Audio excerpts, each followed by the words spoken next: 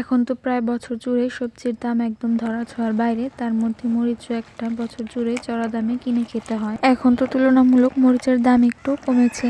আব্বু বেশ পরিমাণে মরিচ এনেছে, এর জন্য আম্মু মরিচ সংরক্ষণ করে রেখে দেবে, যাতে নাকি চড়া দামে আর কিনে খেতে না হয় যখন নাকি মরিচের দামটা অনেক বেশি থাকবে। তাই ভাবলাম আপনাদের সঙ্গে শেয়ার করি, যাতে আপনাদেরও কিছুটা উপকারে আসে। আমি এখানে প্রথমে মরিচের বোটাগুলো ফেলে নিয়েছি, আর কোনো ভাঙা মরিচ রাখা যাবে না। আমি এখানে মরিচগুলো ভালোভাবে ধুয়ে নিয়েছি।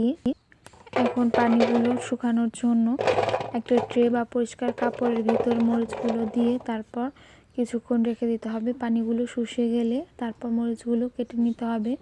তো আমার এখানে মরিচের পানিগুলো শুকিয়ে গিয়েছে, এর জন্য মরিচগুলো কেটে নেওয়া হচ্ছে। তো সবগুলো মরিচ কাটা হয়ে গেলে একটা এয়ারটাইট বক্সে রেখে দেব। এয়ারটাইট বক্সে করে ডিপ ফ্রিজে রেখে দেব। শুধু রান্নার সময় বের করে নেব যে কয়টা প্রয়োজন। তো এতে অনেক দিন ব্যবহার করা যাবে আর সাশ্রয় হবে অনেক টাকা।